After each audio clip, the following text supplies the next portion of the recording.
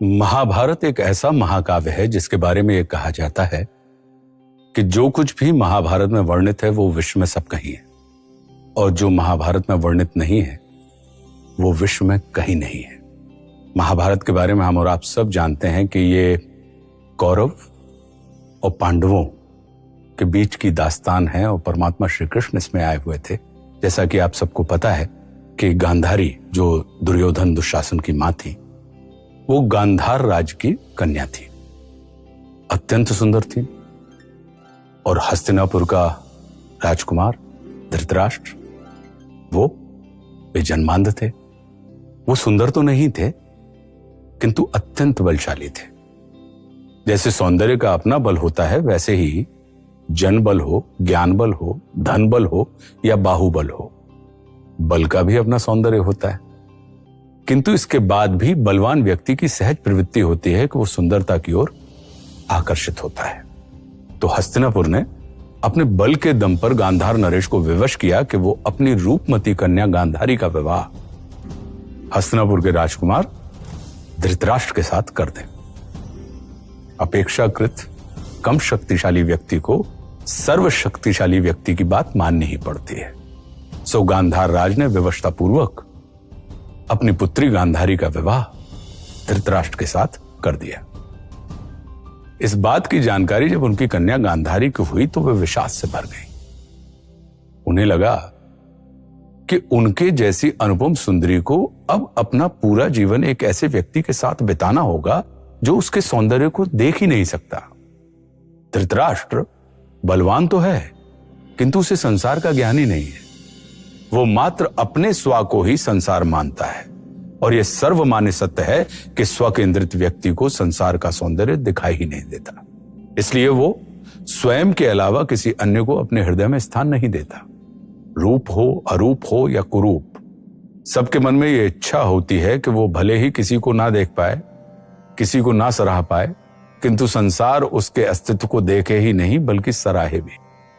सराहना या प्रशंसा एक ऐसी दुधारी तलवार होते हैं जो कुछ व्यक्तियों को कृतज्ञता के भाव से भर देते हैं, परिष्कार के लिए प्रेरित करते हैं, तो कुछ को कृतज्ञ बनाते हुए संसार के लिए तिरस्कार की भावना उनके हृदय में भर देते हैं। तब गांधारी ने निर्णय लिया कि वो जीवन भर अपने नेत्रों के ऊपर पट्टी बांधे रहेगी। वो किसी भी मूल्य पर अपने सुख को दुख में नहीं बदलने देगी। उसने विचार किया कि जब सुख के नाम पर उसे जीवन भर दुख दिया जा रहा है, तब अपने सुख को बचाए रखने की एकमात्र विधि है कि हम दुख को देखें ही नहीं। किसी अपूर्ण को यदि हम पूर्ण नहीं कर सकते हैं, तब अपनी असफलता और उससे उत्पन्न होने वाले विषाद से बचने के लिए हमें स्वयं को भी अपूर्ण बना देना चाहिए। यह सुख प्राप्ति का सामान्य सिद्धांत है। लोग अंधकार से प्रकाश की ओर यात्रा करते हैं, किंतु गांधारी ने जीवन भर के लिए अपनी आंखों पर काली पट्टी बांधकर प्रकाश से अंधकार की ओर यात्रा की। और जब कोई भी व्यक्ति हठपूर्वक प्रकाश से अंधकार की ओर यात्रा करता है, तब उसका सर्वनाश ही होता है। कालांतर में कोई और नहीं, गांधारी का अपना ही परिवार एक दूसरे का शत्रु हो गया और एक दूसरे के विनाश का कारण बना। स्मरण रखने योग्य यह है कि प्रतिशोध और विषाद की भावना से भरा हुआ कोई नेत्रवान व्यक्ति जब अपनी आंखों पर जानते बूझते हुए पट्टी बांधता है या बांधे रखता है, तब स्वयं नारायण भी उस विनाश को नहीं रोक सकते। श्रद्धेय दिनकर जी ने रश्मि रथी में अद्भुत इस चित्र को वर्णित किया है कि जो जगत के दाता थे भगवान कृष्ण, उनके ऊपर आश्रित पांडव जो पूर्ण रूप से उनके प्रति समर्पित थे, उनके लिए उन्होंने सोचा और वे दूत कर्म करने के लिए तैयार हो गए। और वे युद्ध की विभीषिका से पूरे विश्व को बचाने के लिए कौरवों की सभा में दूत बनकर पहुंचते हैं। तो हो गया पूर्ण अज्ञातवास, पांडव लौटे वन से साहस, पावक में कनक सदृश तपकर वीरत्व लिए कुछ और प्रखर, नस नस में तेज प्रवाह लिए कुछ और नया उत्साह लिए। सच है विपत्ति जब आती है कायर को ही दहलाती है। शूरमा नहीं विचलित होते, क्षण एक नहीं धीरज खोते, विघ्नों को गले लगाते हैं, कांटों में राख बनाते हैं, मुख से न कभी उफ कहते हैं, संकट का चरण न कहते हैं, जो आ पड़ता सब सहते हैं, उद्योग निरत नित रहते हैं। शूलों का मूल नसाने को, बढ़ खुद विपत्ति बरछाने को, है कौन विघ्न ऐसा जग में, टिक सके वीर नर के मग में, खम ठोक ठेलता है जब नर, पर्वत के जाते पांव उखड़, मानव जब जोर लगाता है, पत्थर पानी बन जाता है।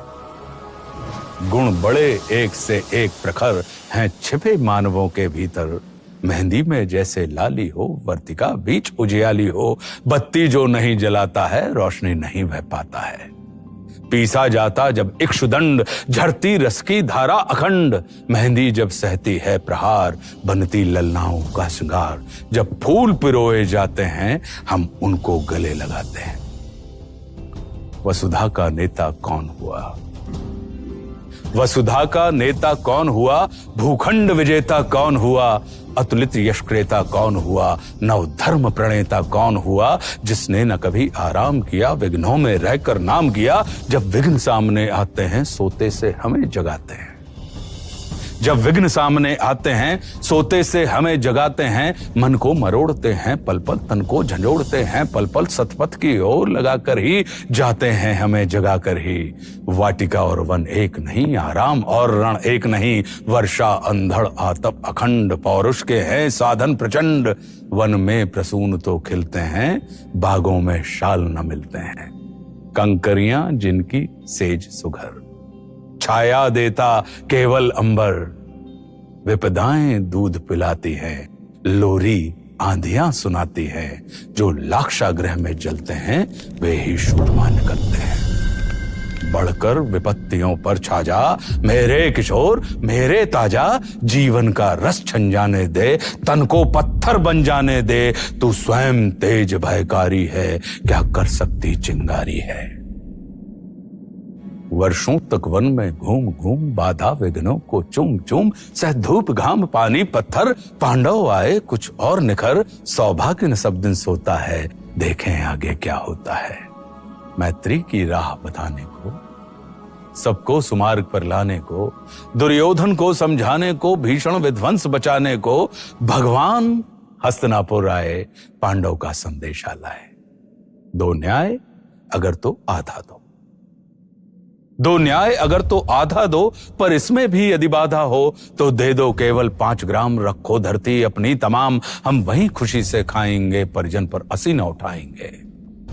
दुर्योधन दुर्योधन वह भी दे न सका, आशीष समाज की ले न सका, उल्टे हरि को बांधने चला, जो था असाध्य साधने चला, जब नाश मनुष्य पर छाता है, पहले विवेक मर जाता है।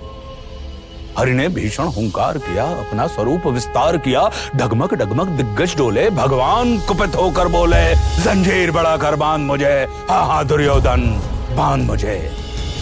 यह देख गगन मुझ में लय है, यह देख पवन मुझ में लय है, मुझ में विलीन संसार सकल, मुझ में लय है झंकार सकल, अमृतत्व फूलता है मुझ में, संघार जूझता है मुझ में, उदयाचल मेरा दीप्ति भाल, भूमंडल वक्ष स्थल विशाल, भुज परधि बंद को घेरे है, मैनाक मेरु पग मेरे हैं, दिप्ते जो ग्रह नक्षत्र निकर, सब है मेरे मुख के अंदर, दृघों तो दृश्य अकांड देख, मुझ में सारा ब्रह्मांड देख, चर अचर जीव जग शर अक्षर, नश्वर मनुष्य सुर जाति अमर, शतकोटि सूर्य शतकोटि चंद्र, शतकोटि सरस सर सिंधु मंद्र, शतकोटि विष्णु ब्रह्मा महेश, शतकोटि जिष्णु जलपति धनेश, शतकोटि रुद्र शतकोटि काल, शतकोटि दंडधर लोकपाल, जंजीर बड़ा कर बांधने, हाँ हाँ दुर्योधन बांधने।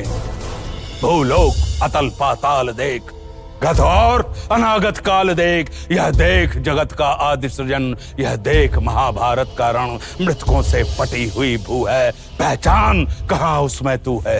अंबर में कुंतल जाल देख, पद के नीचे पाताल देख, मुट्ठी में तीनों काल देख, मेरा स्वरूप विकराल देख, सब जन्म मुझी से पाते हैं, फिर लौट मुझी में आते हैं, जिह्वा से करती ज्वाल सघन, सांसों से पाता जन पवन, पड़ जाती मेरी दृष्टि जिधर, हंसने लगती है सृष्टि उधर, मैं जब ही मूंदता हूँ लोचन, छा जाता चारों ओर मरण, बांधने मुझे तू आया है, जंजीर बड़ी क्या लाया है, यदि मुझे बांधना चाहे मन, तो पहले बांध अनंत गगन सूने को साध न सकता है, वो मुझे बांध कब सकता है।